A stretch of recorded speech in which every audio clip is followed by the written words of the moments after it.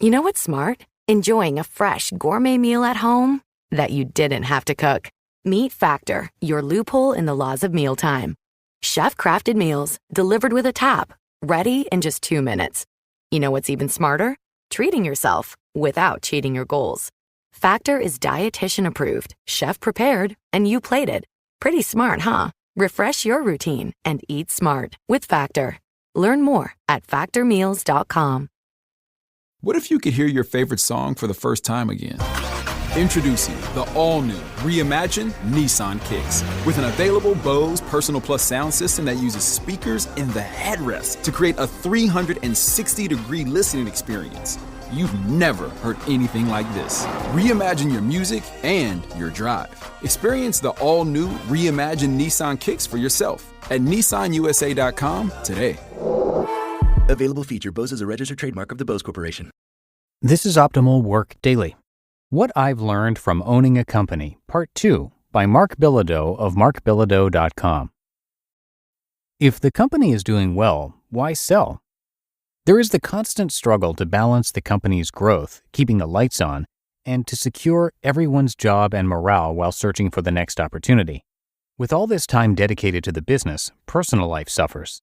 However, it's important for owners to balance time with family life, to disconnect from work and maintain good relationships. This is much harder than it seems.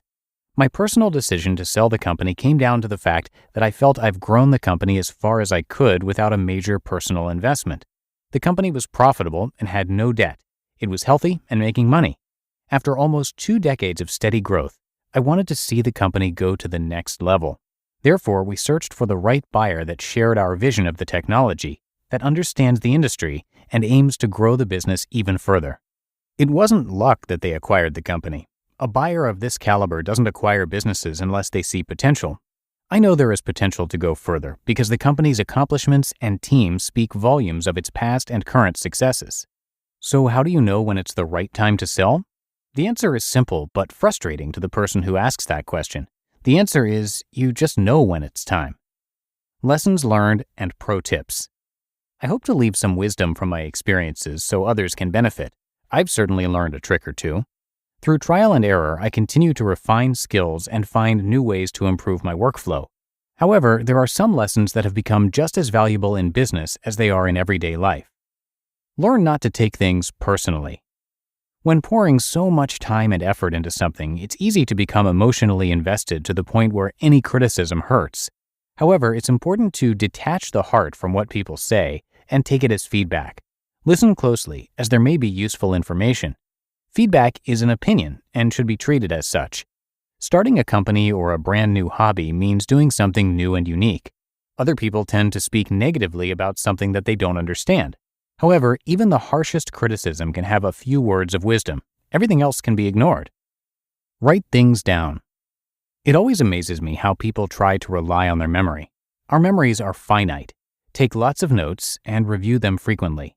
When bombarded with information from many different sources, writing things down takes the thought out of your head and puts it in a specific place to reference later. The mind will have one less thing to juggle around and then can think critically when the next unforeseen situation arrives. Secondly, reviewing notes regularly allows you to thoroughly think about ideas. Furthermore, additional ideas and thoughts can be explored and documented for later reference. There always seems to be an urgency to make decisions immediately.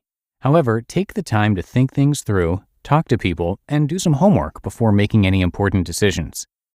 Take care of yourself. Your health is paramount to your success. When you're in excellent shape, both mind and body, you can tackle problems and keep up with the demands of life and the company.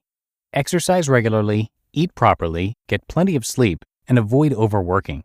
Working 60 to 80 hours a week may be necessary sometimes, but it will hurt you in the long run even if you enjoy the work. Eventually, your body will revolt against you. Unplanned rest always comes at the worst time. Secondly, don't forget that there is a world happening outside of the company. Take time away from the company to do other activities and remember to relax and appreciate the little things in life.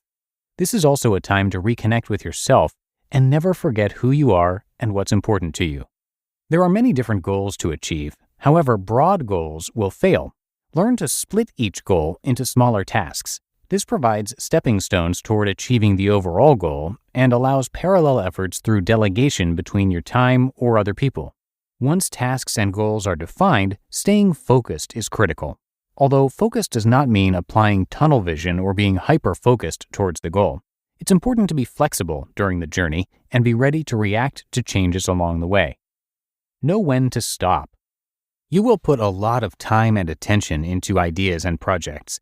However, sometimes the solution is to stop instead of working harder when something isn't working out. Unfortunately, most people choose to work harder and fall victim to the sunk cost fallacy.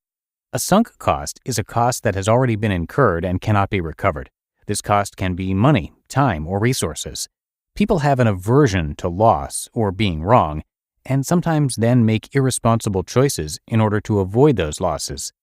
For example, a person hires a consultant for $2,000 to investigate the pros and cons of their business model. The person also spends many hours doing their own research. The consultant concludes that the market is in decline and the business will likely fail. However, if the person doesn't move forward, that $2,000 and time spent researching would be wasted, so they decided to move forward anyway. Learn to know when to stop. Review the data, consider other people's opinions, and keep a close eye on the progress of the goal. If all signs point to failure, then learn to let go and move on to something that's more worthy of your time, money, and resources. Final thoughts.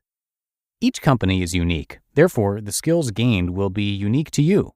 However, owning a company isn't for everyone, and that's okay. It requires sacrifice above and beyond the call of typical ambition and hardworking ethics. There is no way to prepare for the adventure of owning a company. However, understanding the dynamics and potential personal toll will somewhat help you prepare mentally for the challenge.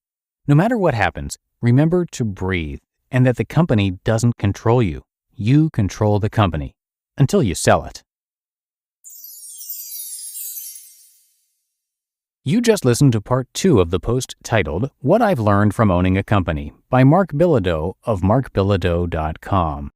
We're driven by the search for better. But when it comes to hiring, the best way to search for a candidate isn't to search at all. Don't search. Match with Indeed. Indeed is your matching and hiring platform with over 350 million global monthly visitors and a matching engine that helps you find quality candidates fast. Ditch the busy work. Use Indeed for scheduling, screening, and messaging. 93% of employers agree. Indeed delivers the highest quality matches compared to other job sites. One of the things I love about Indeed is that it makes hiring all in one place so easy because Indeed's matching engine is constantly learning from your preferences. So the more you use Indeed, the better it gets. And listeners of this show will get a $75 sponsored job credit to get your jobs more visibility at Indeed.com/startup. Just go to Indeed.com/startup right now and support our show by saying you heard about Indeed on this podcast.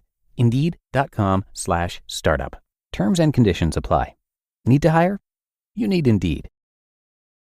This episode is brought to you by Google Gemini. With the Gemini app, you can talk live and have a real-time conversation with an AI assistant. It's great for all kinds of things, like if you want to practice for an upcoming interview, ask for advice on things to do in a new city, or brainstorm creative ideas. And by the way, this script was actually read by Gemini. Download the Gemini app for iOS and Android today. Must be 18 plus to use Gemini Live.